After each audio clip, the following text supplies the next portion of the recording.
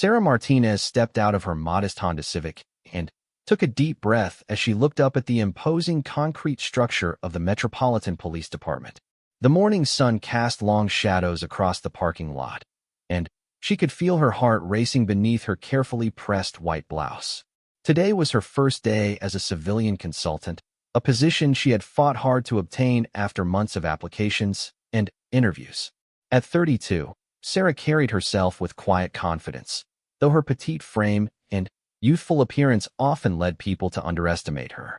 Her dark hair was pulled back in a professional bun, and she wore minimal makeup, preferring to let her work speak for itself. What most people didn't know was that behind her unassuming exterior lay one of the sharpest analytical minds in the field of criminal psychology. The automatic doors of the police station swooshed open, and Sarah was immediately hit with the familiar sounds of a busy precinct, phones ringing, keyboards clicking, and the constant murmur of conversations. The lobby smelled of stale coffee and industrial cleaning products, a combination that would become as familiar to her as her own perfume in the weeks to come. She approached the front desk where a middle-aged officer with graying temples was sorting through paperwork. His nameplate read Sergeant Rodriguez, and when he looked up, his expression was polite but hurried. "Good morning," Sarah said, offering a professional smile. "I'm Sarah Martinez. I'm starting today as a consultant in the Criminal Analysis Department." Sergeant Rodriguez glanced at his computer screen, typed something quickly, then nodded. "Right, they mentioned you'd be coming in. Let me call upstairs." He picked up the phone and dialed an extension. "Detective Morrison? Your new consultant is here." "Yes, I'll send her up." He hung up and pointed toward a bank of elevators. "Third floor, turn right when you get off. Detective Morrison will meet you at the elevator." Sarah thanked him and made her way across the lobby, her heels clicking softly on the polished floor.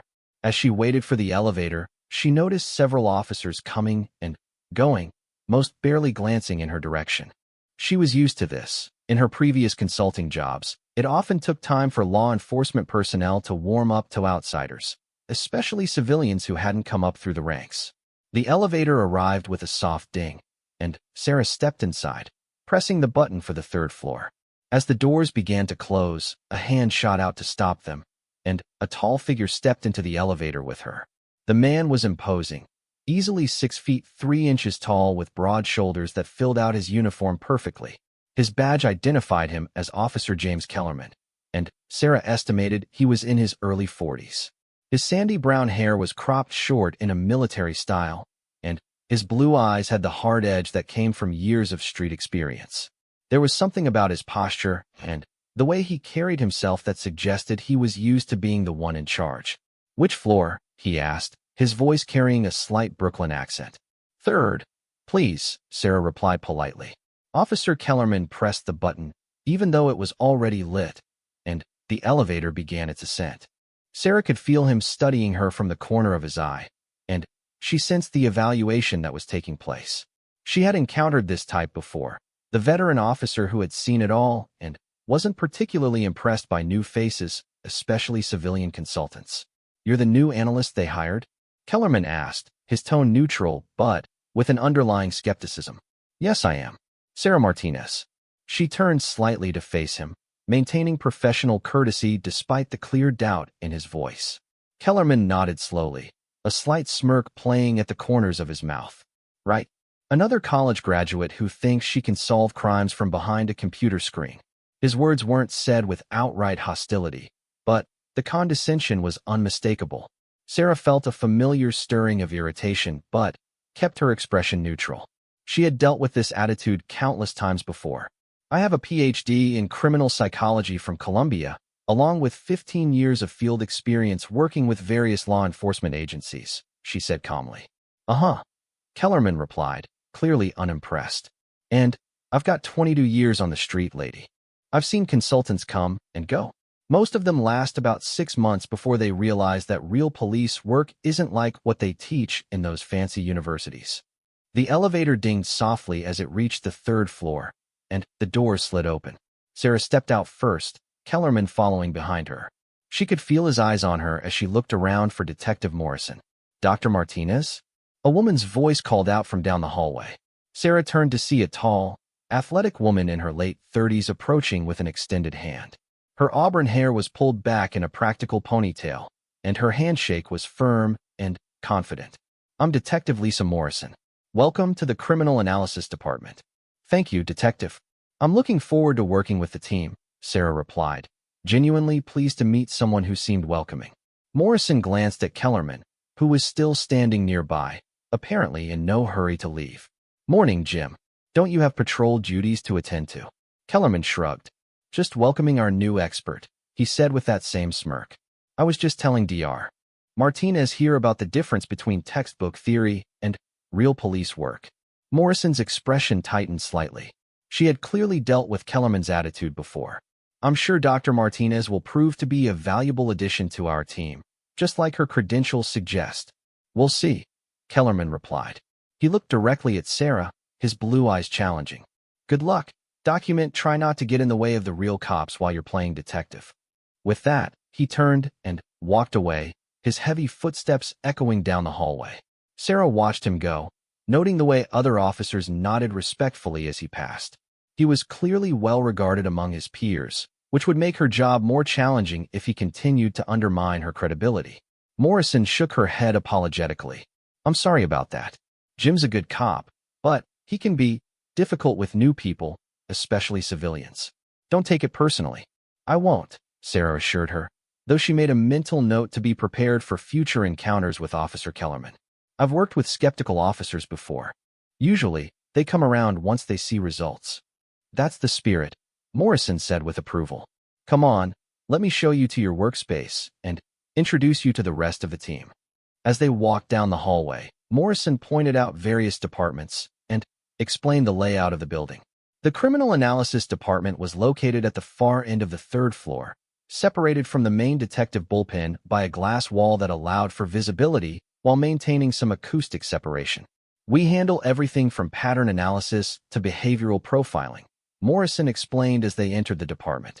Most of our work involves reviewing case files, identifying connections between crimes, and providing investigative leads to the detective units.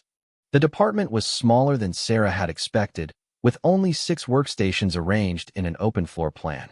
Advanced computer equipment dominated each desk, and multiple monitors displayed various databases, mapping software, and analytical programs.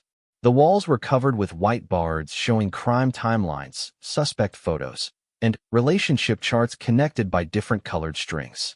Sarah, I'd like you to meet the team, Morrison announced as they entered the main work area. The 4 other analysts looked up from their computers with varying degrees of curiosity and welcome. First was Michael Chon, a data specialist in his late 20s who looked like he lived on energy drinks and little sleep. His workspace was cluttered with technical manuals and multiple keyboards. Next to him sat Dr. Elizabeth Harper, a forensic psychologist in her 50s whose gray hair and wire-rimmed glasses gave her a distinguished appearance.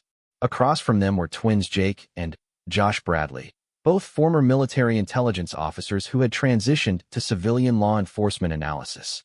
Each team member greeted Sarah warmly, and she could sense genuine camaraderie among the group. This was encouraging.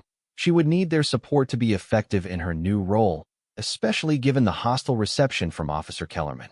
Morrison led her to a workstation near the window that offered a view of the city. This will be your workspace. I've had IT set up your computer access and database permissions. Your first assignment is already waiting in your inbox. We have a series of commercial burglaries that have been stumping the detectives for the past 2 months. Sarah settled into her new chair and began logging into the various systems she would need. As her computer loaded, she could hear the team members returning to their work, the quiet clicking of keyboards and occasional murmured discussions creating a productive atmosphere. The case file contains 14 separate incidents, Morrison continued, pulling up a chair beside Sarah's desk. All commercial properties, all during late-night hours. But the detectives haven't been able to identify a clear pattern or develop any solid leads. What's the value range of the stolen items? Sarah asked, already beginning to form questions about the case.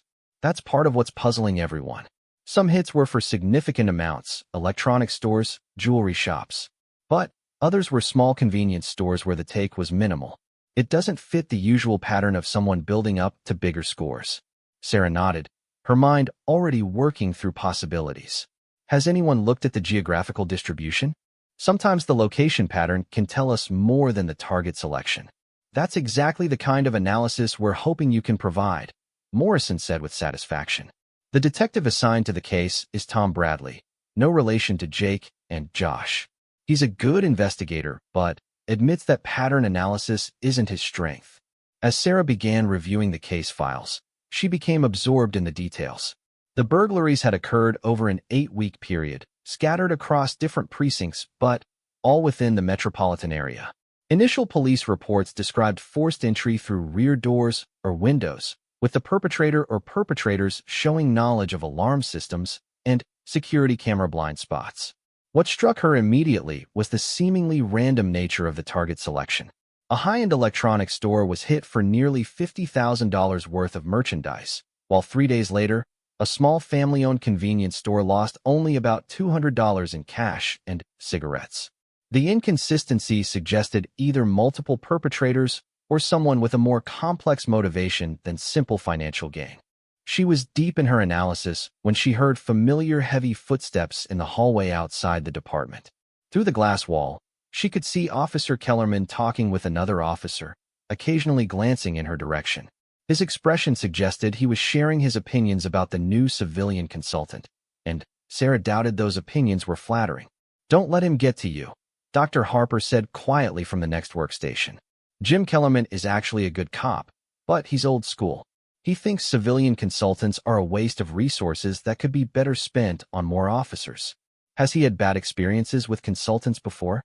Sarah asked, trying to understand the source of his hostility. "A few years ago, the department hired a consultant who made a lot of promises but didn't deliver results," Jake Bradley explained. "The guy was more interested in publishing research papers than actually solving cases. Jim was one of the officers who had to clean up the mess when several investigations went sideways because of bad advice." That explained a lot, Sarah thought. Kellerman wasn't just being difficult. He was protecting his department and his colleagues from what he saw as another potential disaster. She could respect that motivation, even if she disagreed with his methods. "The key is proving yourself through results," Josh Bradley added. "Jim respects competence above all else. Show him you can actually help solve cases, and he'll come around." Sarah hoped they were right. She had no intention of being just another failed consultant. This job represented an opportunity to make a real difference, to use her skills to help bring criminals to justice and provide closure for victims. She wasn't going to let Officer Kellerman's skepticism derail that goal. As the morning progressed, Sarah became increasingly absorbed in the burglary case. She created a detailed timeline of the incidents, mapped their locations, and began identifying subtle patterns that the original investigators had missed. The geographical distribution wasn't random. There was a clear progression from outer suburban areas toward the city center, suggesting someone who was testing security responses and building confidence. Even more telling was the timing pattern. While the burglaries appeared to occur on random days of the week, they all happened during a specific 4-hour window when police response times were typically slower due to shift changes and reduced patrol coverage. This wasn't the work of an opportunistic amateur. Someone had done careful research. She was so focused on her work that she didn't notice Officer Kellerman had entered the department until she heard Morrison addressing him. "What can we do for you, Jim?" Morrison's tone was polite, but cautious. "Just checking on our new expert," Kellerman replied, his voice carrying that familiar note of skepticism. "Wondered if she's cracked the case yet with all that fancy education." Sarah looked up from her computer screen, meeting his challenging gaze directly. "Actually, I'm beginning to see some interesting patterns. Would you like to hear what I've found so far?" Kellerman seemed surprised by her direct response. He had probably expected defensiveness or irritation. "Sure, document enlighten me." Sarah stood and walked to one of the large whiteboards, picking up a marker. She began sketching a rough map of the metropolitan area, marking the locations of each burglary with different colored dots to represent the timeline.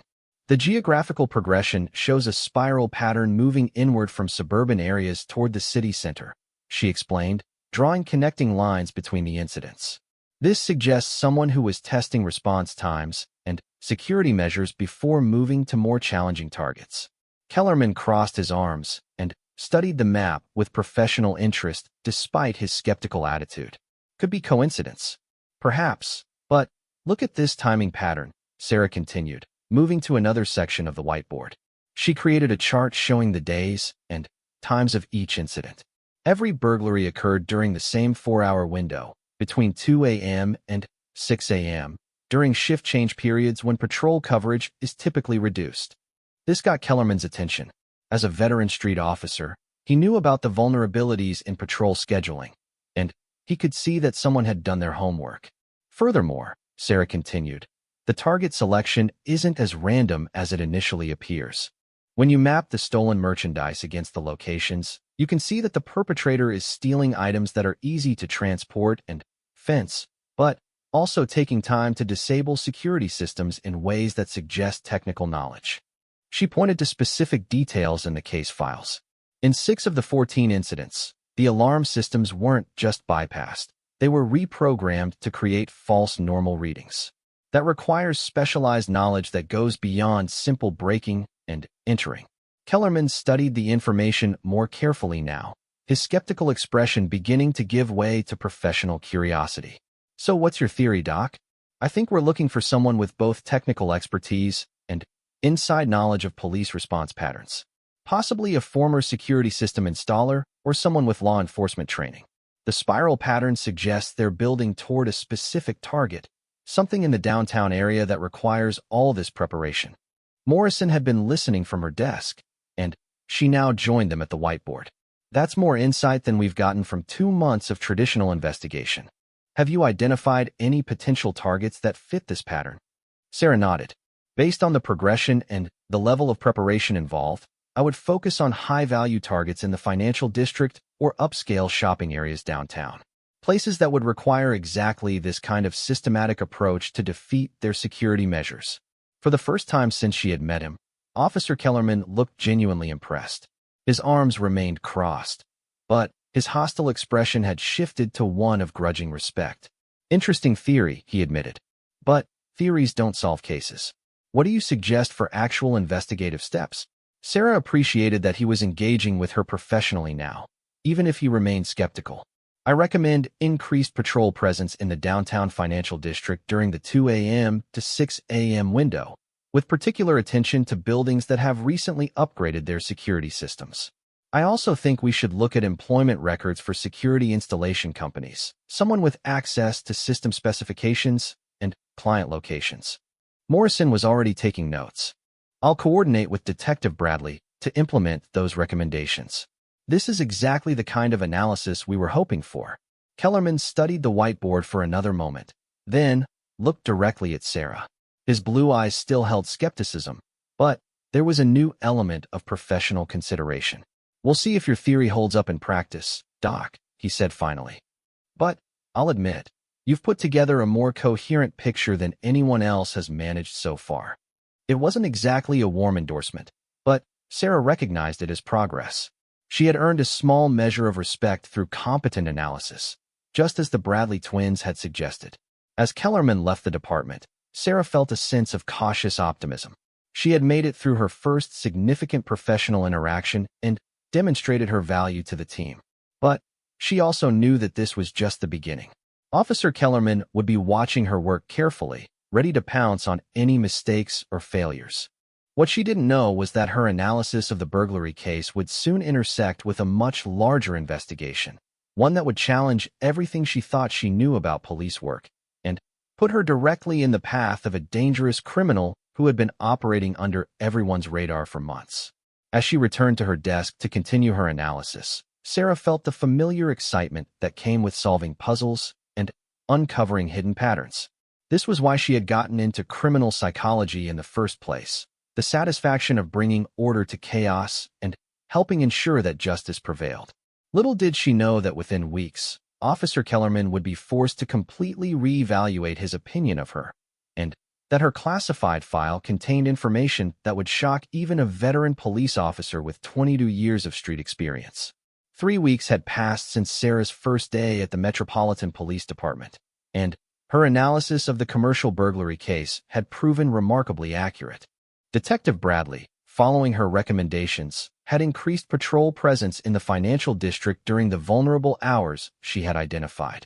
On the second night of enhanced surveillance, officers had spotted suspicious activity near a high-end jewelry store and apprehended 2 suspects who matched the profile Sarah had developed.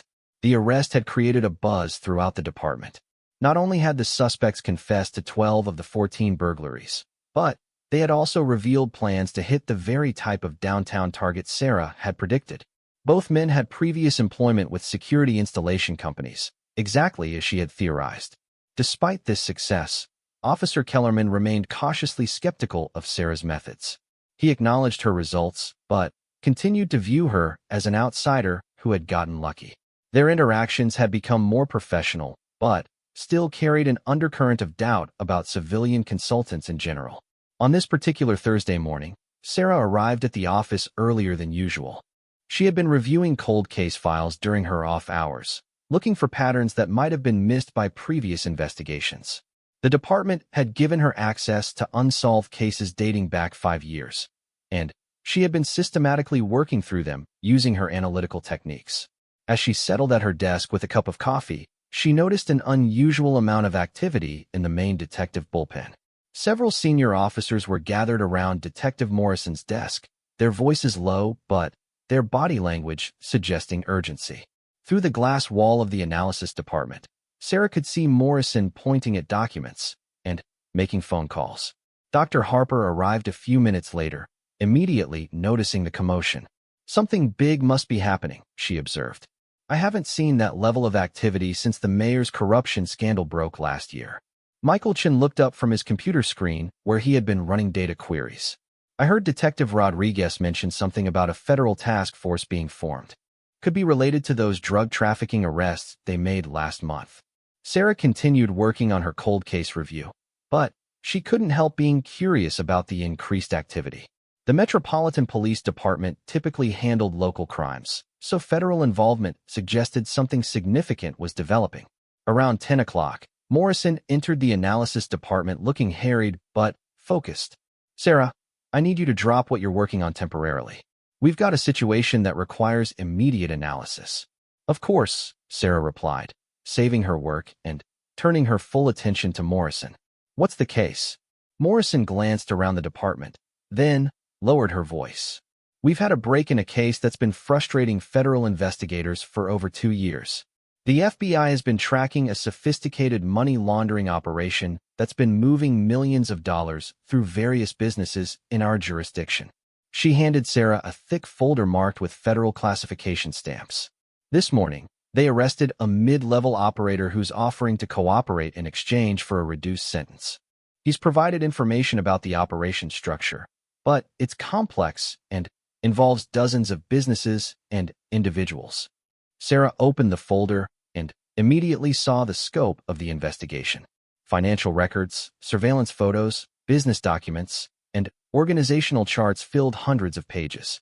The money laundering network appeared to span multiple states and involved businesses ranging from restaurants to construction companies. "What kind of analysis are you looking for?" Sarah asked, already beginning to see potential patterns in the documentation. "The federal agents have been trying to identify the top-level organizers," Morrison explained. "They know there's a mastermind coordinating everything, but the network is compartmentalized so that lower-level operators don't have direct contact with the leadership." She pointed to several organizational charts that showed only partial connections between various elements of the operation. "They need someone who can analyze all this information and identify the hidden relationships. Someone who can see the patterns that traditional investigative methods might miss." Sarah felt the familiar excitement of a complex analytical challenge. "How much time do I have?" "The federal task force is meeting this afternoon to decide on their next moves," Morrison replied. "If we can provide useful insights by then, it could significantly impact the direction of the entire investigation." As Morrison returned to the detective bullpen, Sarah spread the contents of the folder across her desk and began her analysis. The case was unlike anything she had worked on before. Instead of looking for behavioral patterns in criminal activity, She needed to identify organizational structures hidden within seemingly legitimate business operations. The money laundering network operated through a complex web of shell companies, each handling different aspects of the illegal financial transactions. Cash from drug sales would be deposited into restaurant accounts as fake revenue, then transferred through construction company payrolls, and, finally, invested in real estate purchases that appeared completely legitimate on the surface. What made the operation particularly sophisticated was the way it mimicked normal business relationships. The restaurants actually served food, the construction companies actually built buildings, and the real estate investments were in genuinely valuable properties. To outside observers, everything appeared to be standard commercial activity. As Sarah worked through the financial records, she began to see subtle patterns that the federal investigators had missed. The timing of transactions between different businesses showed coordination that went beyond normal supplier-customer relationships. Money moved through the network in cycles that corresponded to specific days of the month, suggesting a central planning authority. More telling were the geographical patterns. While the businesses appeared to be scattered randomly across the metropolitan area, their locations actually formed clusters around specific transportation hubs and border crossings. Someone had carefully chosen each business location to optimize the movement of both money and materials. She was deep in her analysis when she heard heavy footsteps in the hallway. Through the glass wall, she could see Officer Kellerman approaching with two men in dark suits who were clearly federal agents. Their serious expressions and formal manner suggested this was an official briefing rather than a casual visit. The three men entered the analysis department, and Morrison immediately came over to join them. "Sarah, I'd like you to meet Agent David Park and Agent Jennifer Walsh from the FBI's Financial Crimes Unit. They're leading the money laundering investigation." Agent Park was a tall, thin man in his early 40s with graying temples and wire-rimmed glasses that gave him an intellectual appearance. Agent Walsh was younger, probably in her 30s, with short brown hair and the focused manner of someone accustomed to complex financial investigations. "Dr. Martinez," Agent Park said, extending his hand. "Detective Morrison tells us you've been analyzing our case materials. We're very interested in your preliminary findings." Sarah stood and shook hands with both agents, noticing that Officer Kellerman remained slightly apart from the group, his arms crossed in his familiar skeptical posture. She could sense that he was curious about her analysis, but still maintaining his guard against civilian consultants. "I've identified several patterns that suggest a highly centralized organization," Sarah began, moving to the whiteboard where she had been mapping out the network structure. "The financial transactions don't just flow randomly between businesses. They follow specific cycles and geographical patterns that indicate coordinated planning." She pointed to a timeline she had created showing transaction patterns over a 6-month period. Every business in the network makes deposits and transfers on the same 3-day cycle each month. This level of coordination requires central management and sophisticated communication systems. Agent Walsh studied the timeline with obvious interest. "Our financial analysts noted the cyclical nature of the transactions, but they didn't identify the specific 3-day pattern." "How did you spot that?" "I mapped the transactions against calendar dates rather than just sequential timing," Sarah explained. "When you look at it month by month, the pattern becomes clear. Someone is coordinating these activities according to a predetermined schedule." Agent Park made notes in a small notebook while studying the whiteboard. "What about the geographical distribution? We identified the business locations, but couldn't find a meaningful pattern." Sarah moved to a large map of the metropolitan area where she had marked each business location with colored pins. At first glance, the locations appear random. But when you group them by function within the money laundering process, you can see they're actually positioned to optimize efficiency. She traced routes on the map with her finger. The initial cash collection points, mainly restaurants and retail businesses, are located near high-traffic areas where large cash deposits won't seem unusual.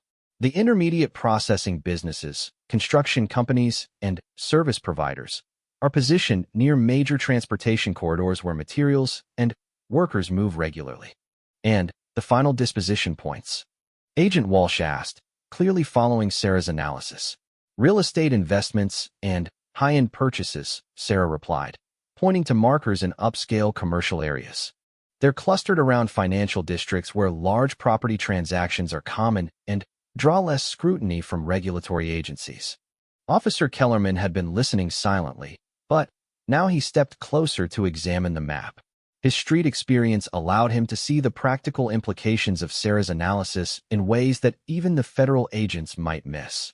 "So you're saying someone mapped out this entire operation like a military campaign," he said slowly. "They didn't just set up random businesses, they created a logical supply chain for moving dirty money." "Exactly," Sarah confirmed, pleased that Kellerman was engaging with her analysis. This level of planning suggests someone with extensive knowledge of both financial regulations and law enforcement procedures. They understood exactly how to structure the operation to avoid triggering automatic reporting requirements and investigative attention. Agent Park exchanged glances with Agent Walsh, and Sarah could see they were impressed by her insights. "Dr. Martinez, in your opinion, what type of person could coordinate an operation this sophisticated?" Sarah had been thinking about this question throughout her analysis.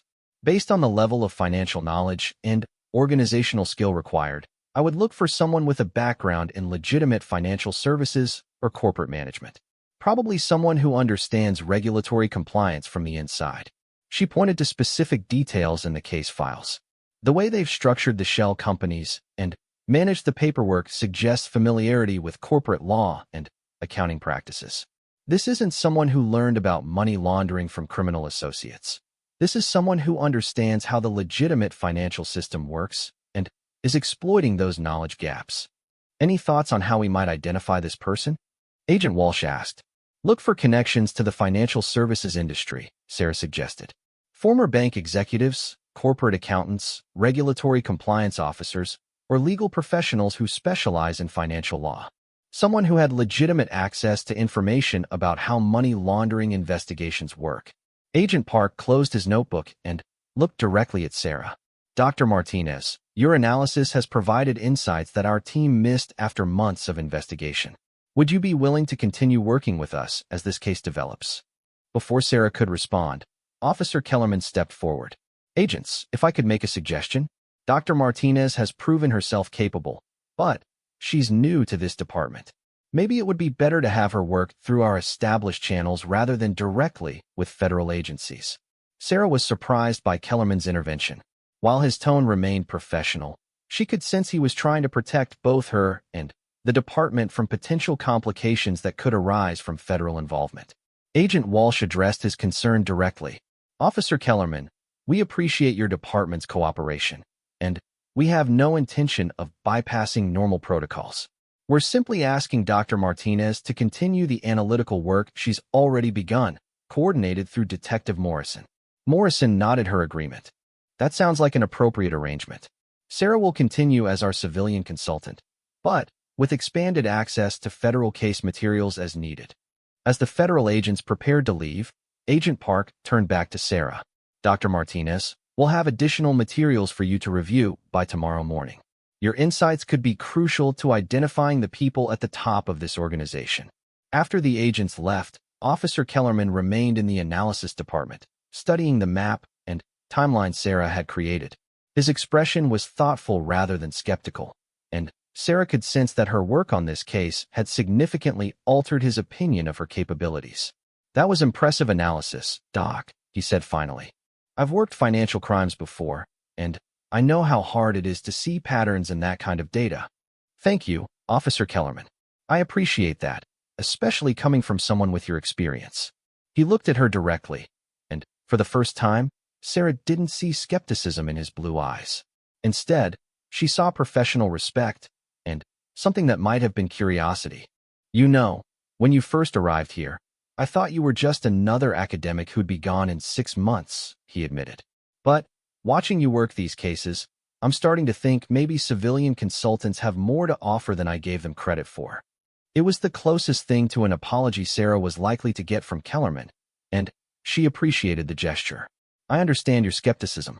I've encountered it before, but I hope my work speaks for itself."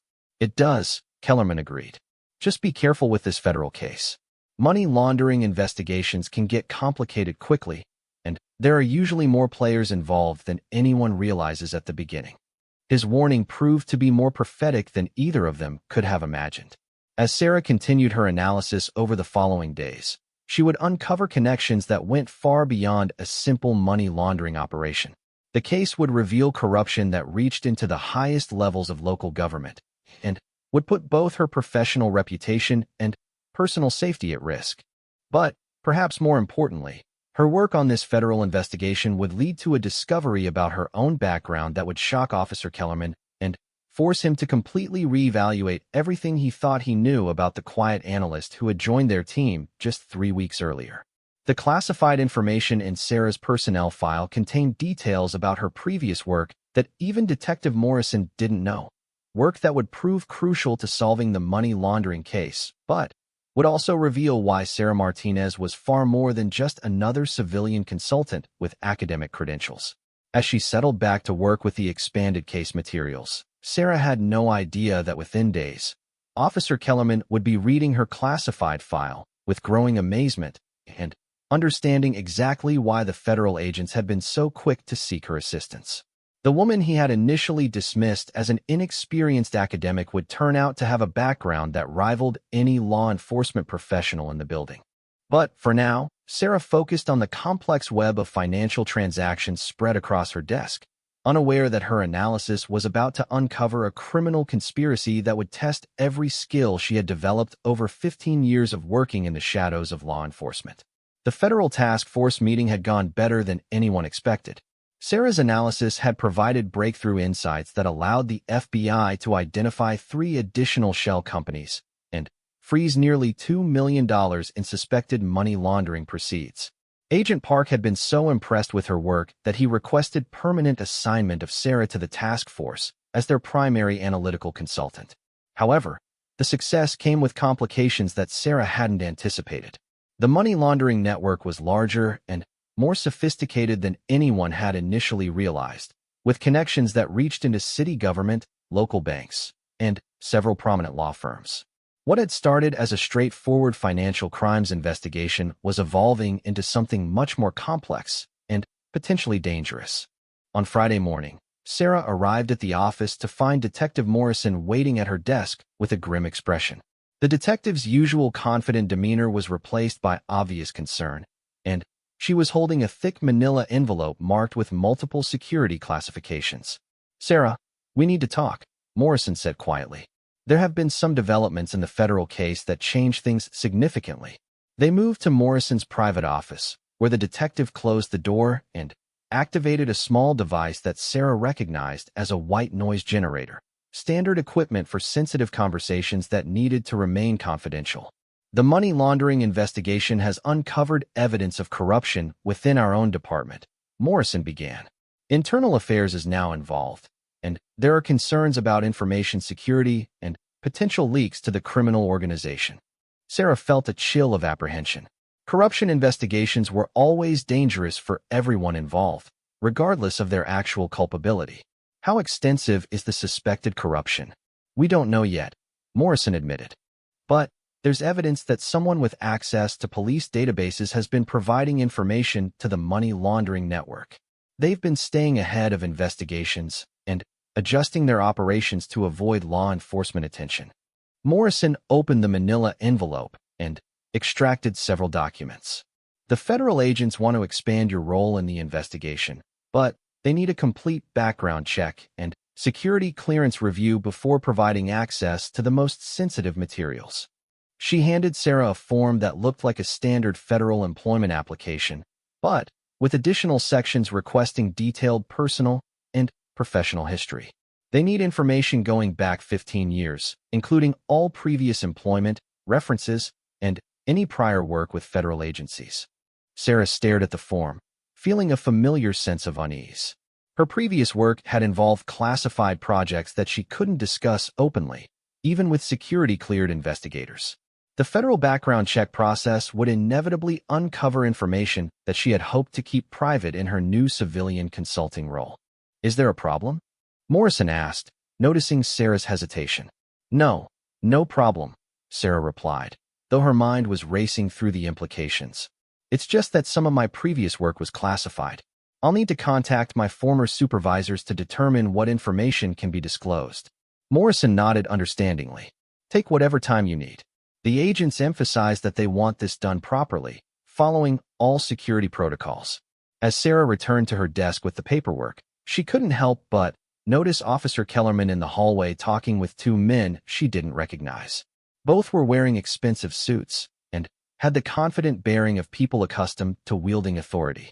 Their conversation appeared intense, and Kellerman's body language suggested he wasn't entirely comfortable with whatever they were discussing.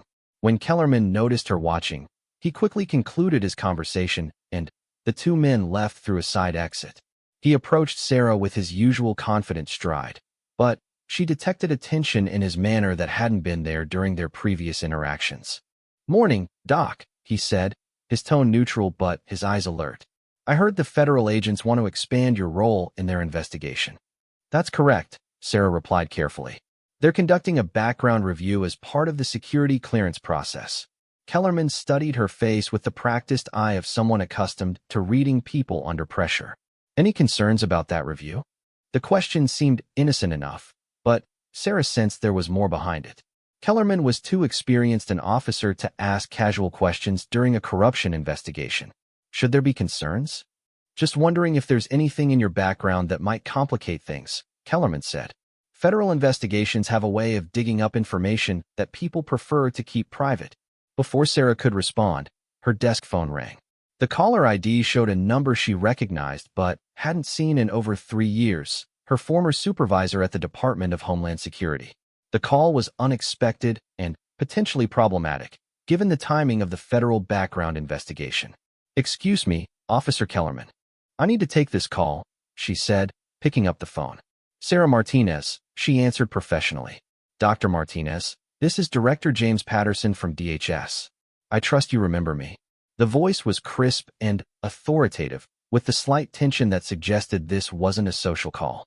"Of course, Director Patterson. What can I do for you?" "I've received a federal background inquiry regarding your current consulting work with the Metropolitan Police Department. Before I respond to their questions, I wanted to speak with you directly about the scope of information they're requesting." Sarah felt her pulse quicken. Director Patterson's call meant that the federal agents were conducting a thorough investigation that had reached the highest levels of her former employers. "What type of information are they requesting?" "Complete details about your work on classified anti-terrorism projects, including Operation Silent Shield and the Transnational Criminal Organization Analysis Program. They want access to performance evaluations, project outcomes, and security incident reports."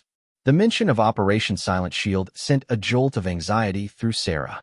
That particular project had involved undercover work with international criminal networks and had resulted in several high-profile arrests and one very dangerous situation that had nearly cost her life. The details were classified at levels that required congressional oversight to disclose. "Director, how much discretion do you have in responding to their inquiry?" Sarah asked, aware that Kellerman was still standing nearby and clearly listening to her side of the conversation. "Limited discretion for most materials, but I can provide a summary rather than detailed operational reports for the most sensitive projects. The question is whether you want your current colleagues to know the full extent of your previous federal service." Sarah closed her eyes and considered her options. If she requested limited disclosure, the federal agents might question why she was hiding information. If she allowed full disclosure, her colleagues would learn that she had spent 5 years working deep cover assignments that bore no resemblance to typical civilian consulting work. "Dr. Martinez?" Director Patterson prompted. "I need guidance on how to proceed. Provide whatever information is necessary for their investigation," Sarah said finally. "I'll handle any complications that arise from the disclosure." "Understood. I'll forward the complete files within 24 hours. Sarah, be careful. If they're requesting this level of background detail, you're being considered for something significant. Make sure you understand what you're getting involved in." After hanging up, Sarah sat quietly for a moment, processing the implications of the call. Her careful transition to civilian consulting work was about to be complicated by the revelation of her previous career in federal law enforcement and intelligence operations. Kellerman was still standing by her desk, his expression thoughtful. "Doc, that sounded like an interesting conversation. Everything okay?" "It will be," Sarah replied, though she wasn't entirely certain that was true. Look, I don't know what kind of background you have, and I'm not trying to pry into classified information, Kellerman said. But I've been a cop long enough to recognize when someone's dealing with complications from previous work. If you need backup or advice, I'm available. Sarah looked at him with surprise. The offer of support from someone who had initially been hostile to her presence was unexpected and genuinely appreciated. Thank you, Officer Kellerman. I may take you up on that. The rest of the day passed quietly as Sarah continued her analysis of the money laundering case, but she found it difficult to concentrate. Her mind kept returning to the implications of Director Patterson's call and what her colleagues would think when they learned about her classified background. The truth was that Dr. Sarah Martinez had spent 5 years working for the Department of Homeland Security's most sensitive investigative units. She had conducted undercover operations against international money laundering networks, terrorist financing operations, and transnational criminal organizations. Her work had taken her to a dozen countries and had resulted in arrests that made international news, though her role had never been publicly disclosed. Operation Silent Shield had been her most significant assignment, a 2-year undercover infiltration of a criminal network that was laundering money for terrorist organizations. Sarah had posed as a corrupt financial analyst, using her legitimate credentials to gain access to the organization's leadership. The operation had ultimately resulted in the arrest of 37 individuals and the seizure of over $50 million in terrorist assets. But the operation had also gone dangerously wrong when her cover was nearly blown by a rival law enforcement agency that didn't know about the DHS investigation. Sarah had been forced to maintain her undercover role even after the criminal organization began to suspect law enforcement infiltration, leading to several months of extreme personal danger before the operation could be safely concluded. The experience had burned her out on undercover work and led to her decision to transition to civilian consulting. She had hoped to use her analytical skills without the personal risks that came with deep cover operations. The money laundering case at the Metropolitan Police Department was supposed to be a quiet consulting assignment, not a gateway back into federal law enforcement. On Monday morning, Sarah arrived at the office to find Agent Park waiting in the analysis department with a thick folder of new case materials. His expression was more serious than during their previous meetings, and he was accompanied by a woman Sarah didn't recognize. Dr. Martinez, Agent Park said, standing as she approached. I'd like you to meet Deputy Assistant Director Karen Mills from the FBI's Criminal Investigative Division. She's here to discuss your expanded role in our investigation. Deputy Assistant Director Mills was a woman in her late 40s with silver hair and the bearing of someone accustomed to high-level responsibility. Her handshake was firm, and her dark eyes were intelligent and assessing. Dr. Martinez, I've reviewed your background materials and your analytical work on this case, Mills said without preamble. I'm here to offer you a temporary federal appointment as a special analyst with the Financial Crimes Task Force. Sarah felt a mixture of excitement and apprehension. A federal appointment would provide access to resources and information far beyond what was available through local consulting, but it would also mean a return to the world of federal law enforcement that she had deliberately left behind. What would be the scope of this appointment? Sarah asked. You would be assigned to analyze all aspects of this money laundering network and its connections to local corruption, Mills explained. Based on your background with DHS and your recent work here, you're uniquely qualified to see patterns that others have missed. Agent Park opened the folder he had brought and displayed several photographs and documents. Dr. Martinez, we've discovered that this money laundering operation is connected to several terrorist financing networks that you worked against during your time with Homeland Security. Sarah felt a chill as she recognized some of the names and financial patterns in the documents. These were connections to cases she had worked years earlier, suggesting that the criminal network had far deeper roots than anyone had realized. Some of the shell companies being used here are variations of corporate structures you helped identify during Operation Silent Shield, Mills continued. The techniques are too similar to be coincidental. We think the same organizational leadership may be involved. The implications hit Sarah like a physical blow. If the same criminal network was operating in the metropolitan area, it meant that her cover identity from the DHS operations might be at risk. Worse, It could mean that the corruption within the police department was connected to international terrorism rather than simple financial crimes. Are you saying this money laundering operation is funding terrorist activities? Sarah asked, though she suspected she already knew the answer. We believe so, Mills confirmed. And we think your previous work gives you insights that could be crucial to stopping them before they can carry out whatever they're planning. As Sarah considered the federal appointment offer, she was unaware that Officer Kellerman was at that moment sitting in Captain Rodriguez's office, reading her complete personnel file with growing amazement and understanding exactly why the federal agents were so interested in her assistance. The classified documents revealed that the quiet civilian consultant who had joined their department just a month earlier was actually one of the most experienced undercover operatives in federal law enforcement, with a record of successful operations that rivaled any agent in the building.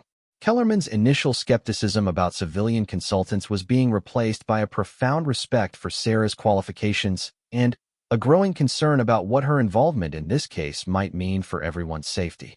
The woman he had mocked on her first day was about to reveal herself as exactly the kind of professional he had always respected, a dedicated law enforcement officer who had risked her life repeatedly in service to her country. But as Sarah sat in the analysis department considering the federal appointment that would once again put her in harm's way, she had no idea that her careful secret was about to be revealed to the one colleague whose opinion mattered most to her professional credibility at the Metropolitan Police Department. Captain Rodriguez's office was located on the 4th floor of the Metropolitan Police Department, with windows that overlooked the main parking lot where Sarah had nervously parked her Honda Civic just 5 weeks earlier. The office reflected 28 years of police service, with commendation plaques, group photos from major cases, and the controlled clutter of someone who managed multiple complex investigations simultaneously. Officer Kellerman sat across from Captain Rodriguez's desk, holding a manila folder marked with federal classification stamps and security warnings.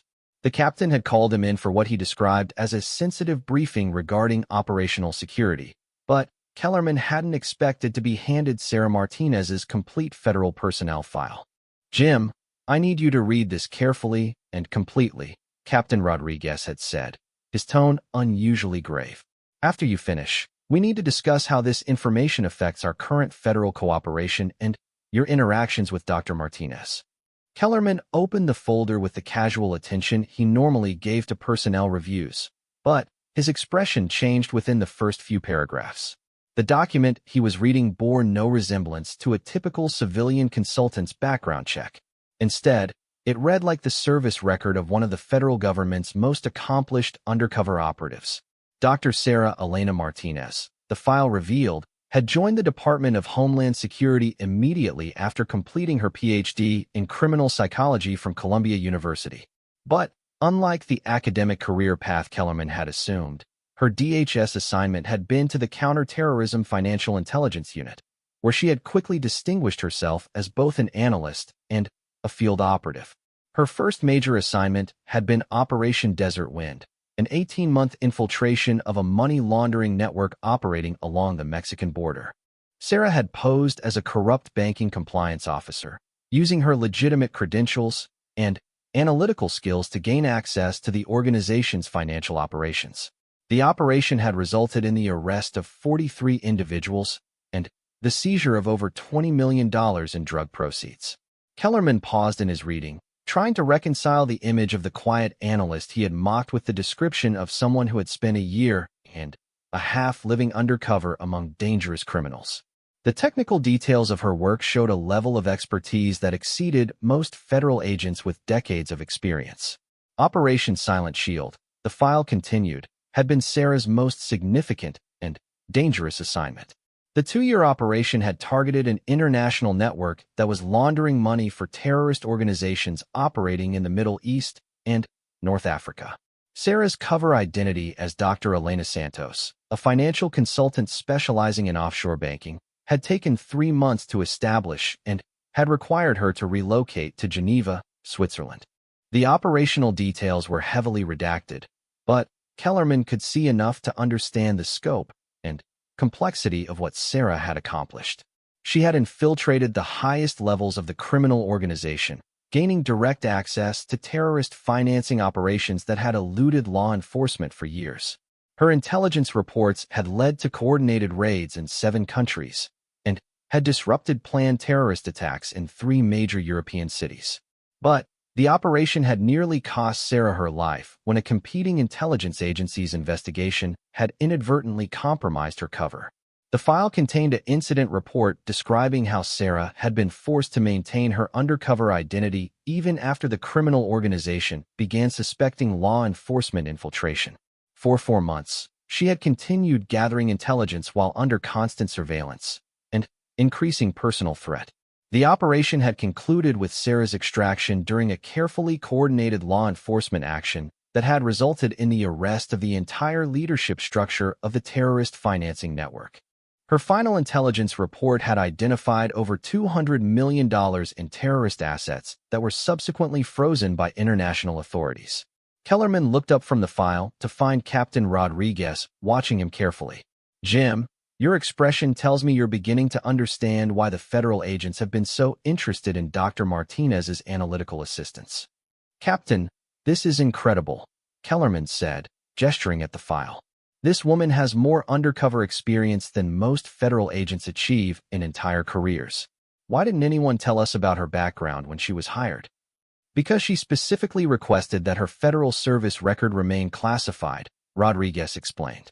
"She wanted to transition to civilian consulting work without the complications that come with her level of previous involvement in sensitive operations." Kellerman returned to the file, reading about Sarah's final DHS assignment to the Transnational Criminal Organization Analysis Program.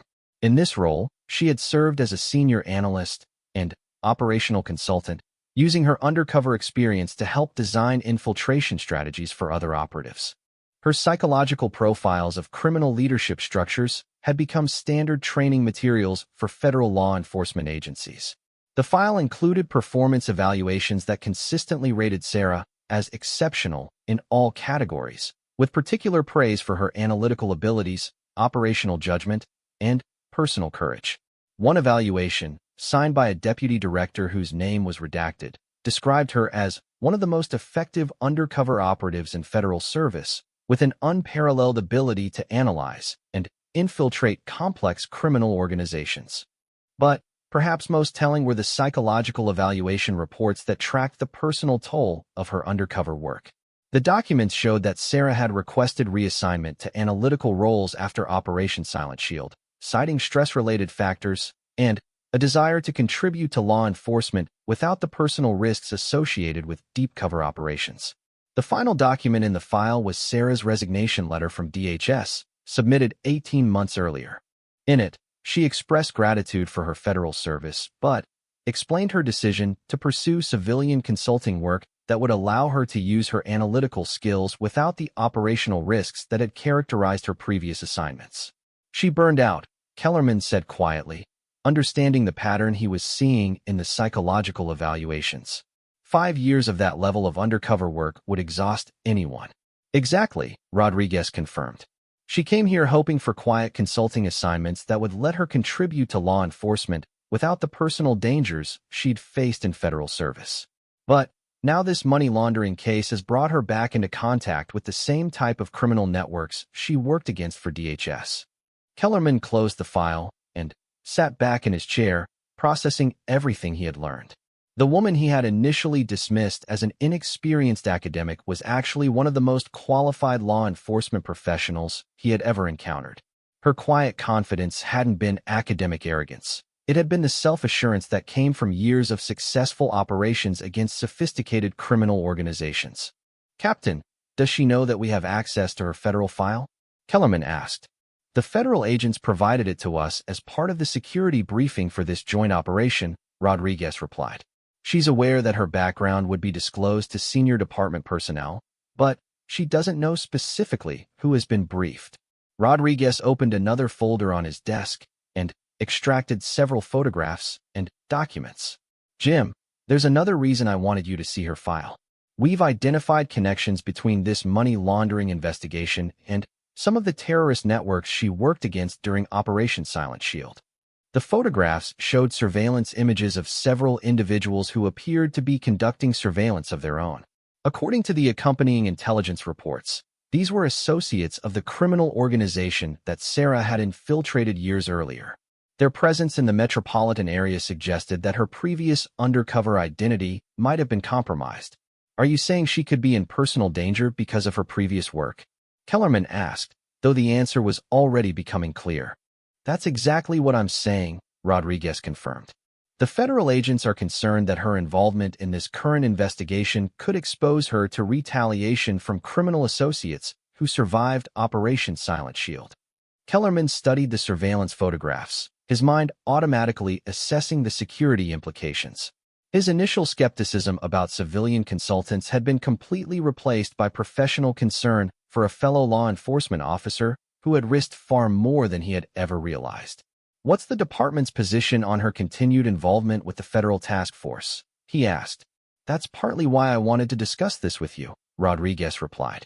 The federal agents want to offer her a temporary appointment that would give her access to the most sensitive aspects of this investigation.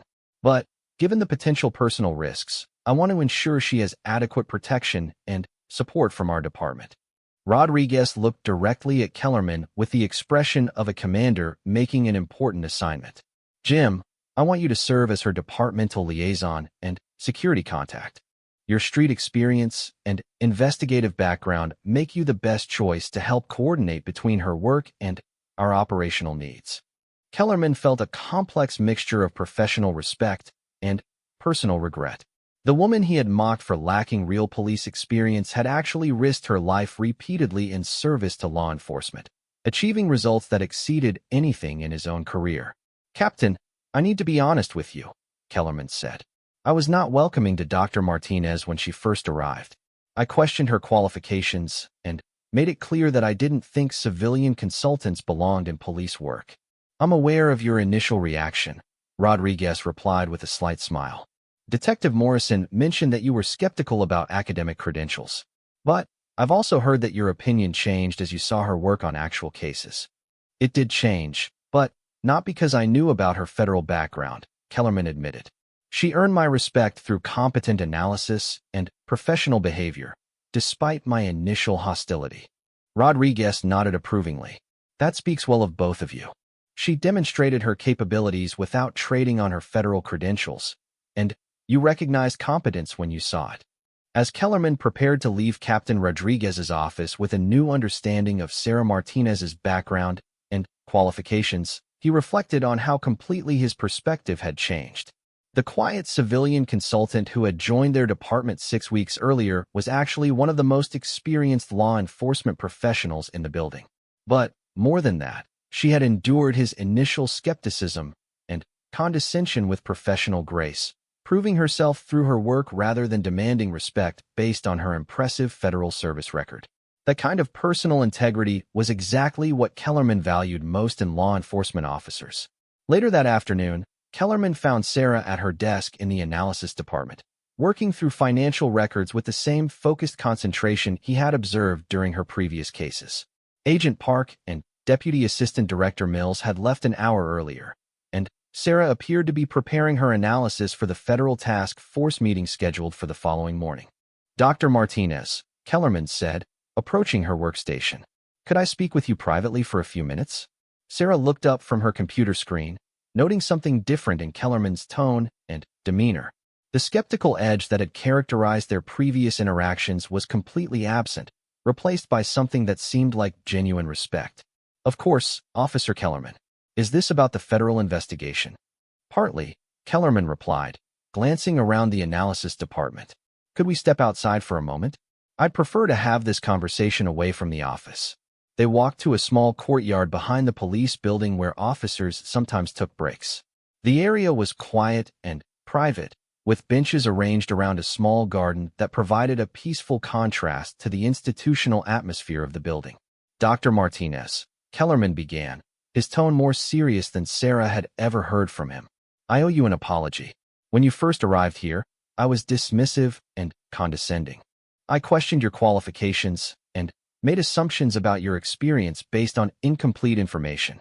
Sarah was surprised by both the apology in the formal tone. Officer Kellerman, you don't need to apologize. I understood your skepticism about civilian consultants. I've encountered that reaction before. But that's just it, Kellerman continued. I've been briefed on your federal background, and I now understand that my skepticism wasn't just misplaced, it was completely ignorant.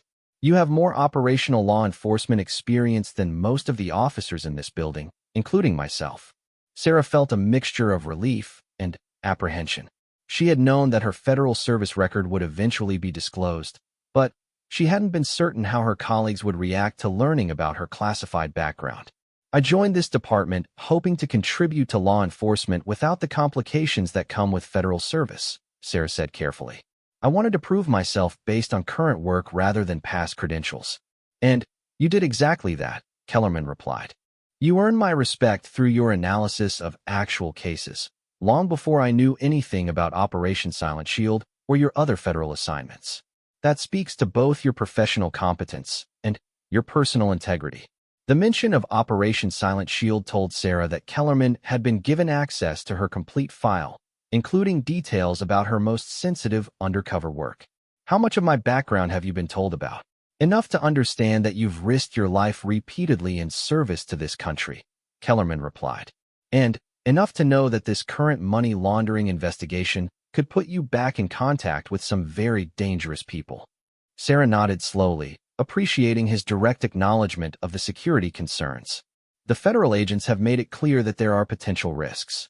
But this investigation could prevent terrorist financing operations that might otherwise go undetected. I understand that, and I respect your willingness to accept those risks, Kellerman said. But I want you to know that you have the full support of this department, and specifically, you have my personal support as a colleague and fellow law enforcement officer. The conversation represented a complete transformation of their professional relationship. Kellerman's initial hostility had been replaced by genuine respect and concern for her safety. More importantly, he was acknowledging her as an equal colleague rather than an outsider who needed to prove herself. Thank you, Officer Kellerman. That means more to me than you might realize, Sarah said sincerely. There's one more thing, Kellerman added. Captain Rodriguez has asked me to serve as your departmental liaison for this federal investigation. If you need backup, resources, or just someone who understands the operational aspects of what you're dealing with, I'm available. As they returned to the building, Sarah felt a sense of professional satisfaction that went beyond the success of any individual case. She had successfully transitioned from federal service to civilian consulting, earning the respect of colleagues who had initially doubted her qualifications. More importantly, she had found a professional environment where she could contribute to law enforcement without the personal risks that had characterized her federal career. But as she prepared for the federal task force meeting that would determine her role in the expanded money laundering investigation, Sarah also knew that her peaceful transition to civilian consulting was about to end. The criminal networks she had worked against during Operation Silent Shield were active in the metropolitan area, and her unique knowledge of their operations would be crucial to stopping them. Officer Kellerman's transformation from skeptical critic to supportive colleague represented more than just personal vindication. It symbolized her successful integration into a law enforcement community that valued competence and dedication above credentials or background. Whatever dangers lay ahead in the federal investigation, Sarah knew she would face them with the support of colleagues who understood and respected her commitment to justice. The officer who had once mocked her lack of real police experience now understood that she had more real police experience than almost anyone in the building. But, more importantly, she had earned that respect through her current work rather than demanding it based on past achievements. As Sarah prepared to once again risk her safety in pursuit of criminals who threatened innocent lives, she did so with the knowledge that she had found her place in law enforcement, not as a federal agent working alone in dangerous undercover roles, but as a valued member of a team committed to protecting their community from sophisticated criminal threats. The classified file that had shocked Officer Kellerman into respectful silence contained the record of a dedicated law enforcement professional who had served her country with distinction and courage. But the woman who would face the challenges ahead was someone who had earned her place through competent work and professional integrity, supported by colleagues who valued her contributions regardless of her impressive but previously hidden federal credentials.